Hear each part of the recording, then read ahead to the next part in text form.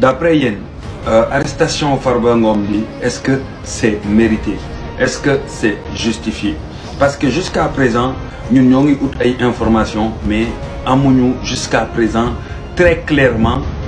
en fait dañ bëgg a xam très clairement si lan lañ koy toppee bon. Naby Vision. moom problème zag-zag lu ak vandam la am quoi mon frère toi tu te crois supérieur à tout le monde voilà et que tu te trompes lourdement parce que les gens sont plus instruits que toi les gens sont plus informés que toi dañ la bàyyi wax ji rek ngay rëy làmmiñ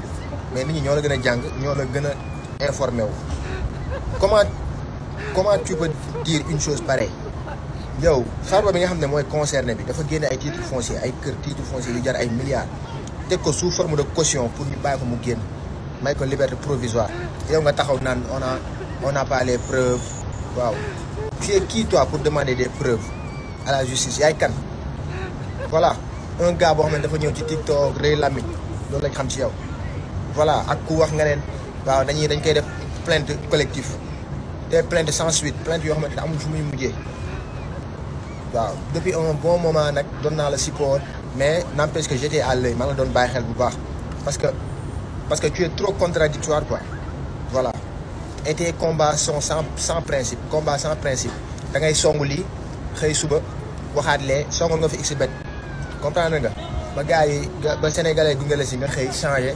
songu ay Wally Seck suba nga xëyaat songu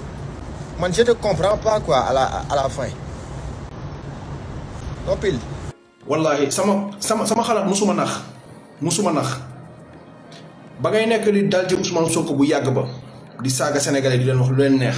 ba nga wëlbatiku bàyyi combat boobu ñëw ci affaire de carte xaalis xbet nangam sangam ay aada moo nga topp leen wëlbatiku tay ñëw ci politique bi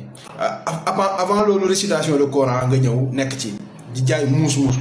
man sama xalaat musuma nax wallahi lazim aw ma habitude di tax ay nit mais kii c'est un faux type parce que dama déglu tey laay fam mu mel na koy défendre Farba Ngom. Naby Vision. dama gis ne tey instant bi toll nii moom boppam lay lijjanti quoi confrontation lay jéem a créer entre les patriotes ak ñi nga xam ñoo fi nekkoon démb mooy Benno Bokk Yaakaar ci affaire de Farba Ngom ba tey ma dégg ko mu ciy wax loo xam ne c'est pas du tout intéressant jël Farba Ngom bëgg koo rag ci côté businessman quoi bëgg ko rag koo xam ne tey instant ni pare na pour jël des milliards teg ko caution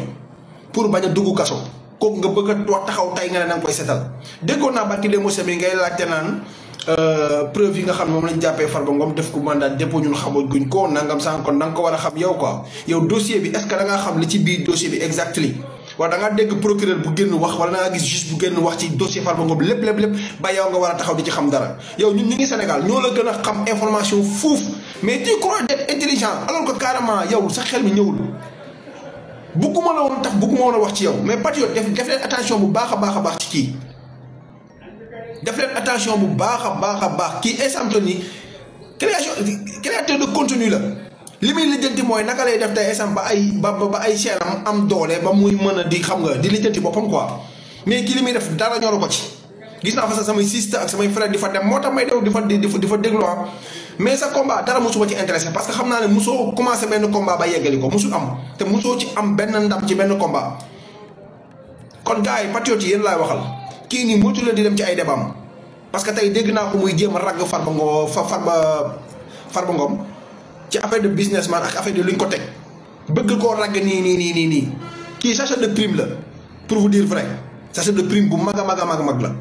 li muy def gëmu ci dara boppam rek ko ñor kon gars yi taal leen seen i panel ngeen woo nit ñi ngeen débat seen biir moo gën ngeen di dem fee ñu leen def ay confrontation ñu leen di manquer de respect Ousmane Sonko parce que gii gëmul projet gëmaanul projet lijjantiwul projet bu dem lijjantiwaanu projet bu dem aw moon temps di taf ay nit mais nag moom dafa def loo xam ne tey damaa xam ne carrément kii c'est un faux type. Naby Vision. bu la neexee nag nga porter plainte lijjantiwuma loolu. salaam sama mbokk patriote yi Mama Africa ngi leen di nuyu j'espère que vous allez bien di leen ñaanal kooru jàmm ak salaam Abdou Karim Kurum Xat Mama Africa ngi ñëwaat ci yow xam nga yow ak Yella yéen a yem ay doomi xaraam ngeen nga baalal ma nit ñi wor ba ngoon nga leen di wax loo yow doo nitu dara nga ne yow yaay xeexal ñi ñu dàq ñiy toog muy dox yaa leen di xeexal yaay xeexal leen Abdou Karim wuyul sa xarit bi nekk États-Unis ki nga xamante ni ki nga defoon dil ñu yónnee la 1 million yi ñu doon joxee patriote yi pour ñu def seen manifestation fii dama doon laaj facture nga daw génn ci réseau ci groupe WhatsApp yi nga bokkoon ak moom ñëpp parce que yow loolu nga xam toog muy dox waaye nag kaay ma wax la Abdou Karim Xrum Xax Waly Diouf Bodiang moo tay gis nga Waly Diouf Bodiang parti bi mu bokk muy Pastef kenn yabu ko ci xam nga lu tax dafa dëggal boppam gëm-gëmam lay waxee gëm-gëmam lay doxee gis nga ñeemu dàq bu nekkaatoon tey da leen di dàqaat toog muy dox moo jeex ci réew mi ku toog rek toog ak say nit moo jeex ci réew mi gis nga réew mi jubal jubbanti lañ fi woote yow nag xam nga la may sa problème à la fin wéroo dof nga tokaar nga gis nga yow Abdou Karim Xrum Xax ku xamatul fa nga jëm dangay dellu fa nga jóge parce que yow defe naa xamatoo fi nga jëm parce que da nga bëgg lii démb tey nga bëgg contraire loolu ma ne mayel sénégalais yi jàmm yow kenn gëmatu la gis nga yéen ñooñu ñu dàq ngeen ànd ak Abdou Karim Xrum Xax jàpp leen dootu leen am liggéey ci àdduna ndax bu leen ñëwee fekk trian ngeen dugal ko seen biir bu leen moytuwul sax loolu ngeen di koccaatu di ko yóbbu seen famille moom lay njëkk a encaissé ci yéen Naby kon Vision xool leen bu baax ki ngeen di waxal yow nag Abdou Karim Xrum Xax li ma la waxoon rek imbécile nga doo nitu dara baaxoo tey baaxoo suba baaxoo gannaaw suba baaxoo ci kër baaxoo ci àll yow xam ne lañ la war a takk la ba nga dëgg dugal la ci foos tëj la ñëpp am jàmm. waaw tey dama ñëw pour ci ki nga xamante ni mooy Omar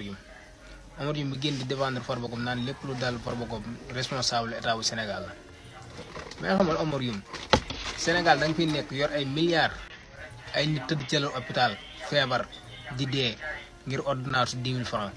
tax ñuy dee nit nekk ci biti yor ay milliards yoo xamante ni alalu askan wi la di ko pasaree léegi bañ jàpp ko dugal ko ci kaso bi mu simulé feebar ne damaa feebar yow bi ngay yor milliards askan wi bi ngay sàcc milliards askan wi dara jotu la yaa ngi yor pelek léegi ñu dem ba jàpp la dugale ci kaso bi nga simulé feebar léegi yow daal da ngay nekk ci biti wér boo duggee ci kaso bi feebar boo nekk ci biti wér boo duggee ci kaso bi feebar maanaam kuñ ci jàpp daal maanaam waa affaire daal man kuñ ci jàpp dugal la kaso rek ñaar ba ñett nga ne damaa am problème mu santé samay papiers yi nii damaa feebar nangam bu ko defee ñu génn ne bu deewee ci responsable état bi la te yéen ba ngeen di sàcc suñu alal ñun di ko lekk yéen boobu xanaa xalaatu leen woon ne yéen alalu askan bi ngeen lekk am na ay nit ñoo xam ne ñu ngi toog soxla ko feebar nekk ci lal hôpital yittewoo ko trop xanaa boobu xalaatu leen loolu xanaa yéen a ngi door a xalaat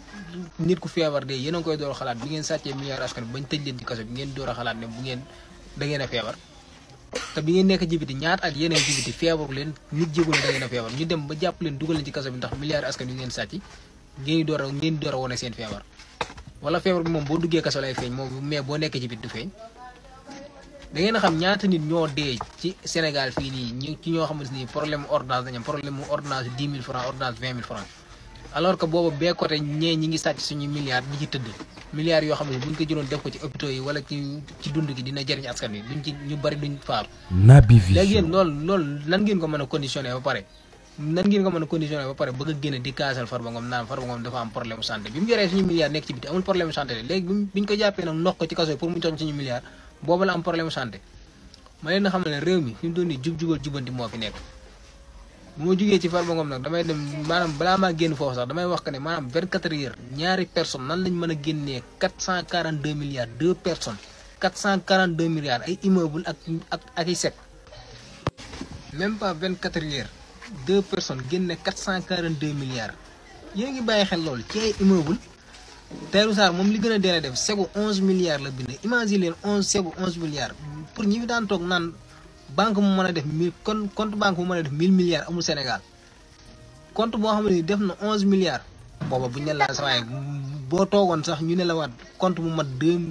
compte bu def 2000 milliards am na Sénégal man ku ma ko waxoon du ma ko weddi parce que mënu maa comprendre ci Sénégal fii nit mën a signé segu 11 millions ci benn fan segu 11 millions génne ko nga xam ne bu ko état bi bu ko juge bi nangu woon day dem retirer sec boobu noonu yéen a ngi imaginer loolu kon gars yi xam nga ne milliards yi ñu sàcc lekkuñu ko léegi ñu def ko bañ jàpp leen dugal leen ci kaso bi ñu jéem a simle naan dañoo feebar pour que ñu bàyyi leen loolu yéen xalaat ngeen ko nit ñi tëdd ci lal hôpital dee ndax ay ordonnance 10 000 francs 20 000 francs loolu léegi ñooñu fan lañ leen classé léegi ki nga xam ne milliards yi askan wi la sàcc rey ay nga xam ne loolu maanaam mi ngi mel ne maanaam crime lañ ko mën a jàpp parce que milliards yooyu nga sàcc am na ñu ko soxla woon boo ko sàcculoo amaana am na fu ñu ko doon dugal ci faj bi am na ñoo xam ne ni feebar leen rey duñ dee Naby Vision léegi ngeen bëgg a kaas loolu bu ma jugee loolu damay dem ci Moustapha Diop Moustapha Diop procureur demandé na pour ñu lever immunité parlementaire am parce que Moustapha Diop bu leen fàtte ne mook Tabaski Ngom dañu am problème Tabaski Ngom moom mi ngi ci kaso bi Tabaski moom mi ngi ci kaso bi parce que bu leen fàttee millions yooyu diggante ak Moustapha Diop yi mu doon wax naan da koo lebal Moustapha Diop 700 millions yooyu bu leen fàtte nag juge bi enquête boobu gaa yaa ngi ci ba tey moo tax procureur demandé na pour ñu lever immunité parlementaire kii nga xam ne mooy Moustapha Diop te ngeen xam ne réew mi dina tegu ci yoon Farba yaag Tahirou Sarr suñu milliards yi ngeen lekk génne leen ko Tahirou Sarr moom dama yaakaar ne bi nit ñi man ñii seen cas dafa ma sax dépassé maanaam fan yii yëpp ngeen gisee def ma ci vidéo xaw ma lan laa war a wax bu ma ciy wax xaw ma ci lan laa ci war a wax parce que seen cas dafa ma dépassé man bi ma gisee milliards yi nga xamante ni moom lañ teg ci taawal bi diggante Farba Ngom ak Tahirou Sarr man dama tiit te lee benn dossier la de du ñaari dossier de benn dossier ci lañ leen di topp ci ñoom ñaar Farba Ngom dese na yeneen dossiers yoo xamante ni ñëwagul Tahirou Sarr dese na yeneen dossiers yoo xam ne ñëwagul parce que bu leen fàtte dossier 94 milliards yi. Naby Vision. bii benn dossier rek la kon gars yi yeneen dossiers yi bu génnee fan lañ jëm moo tax lii boo ci wax doo xam sax fan nga war a commencé ak fan nga war a yam yow da ngay sax mujjee après moo tax fan yii yëpp mën mu cee def vidéo non réew mi kenn comprendre quoi yàlla nañu yàlla suturaal rek te doole ñu sutura